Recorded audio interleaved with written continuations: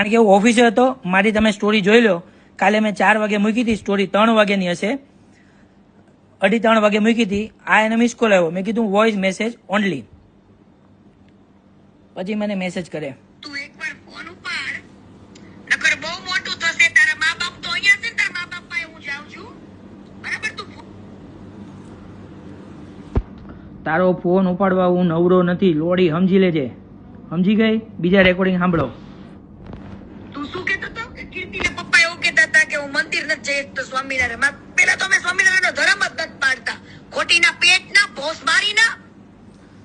મને તે ભોસ મારીને કીધું, તું તારી બેન ચોદામણી નહીં, તારી બેનને લંડ ગાલે તારી.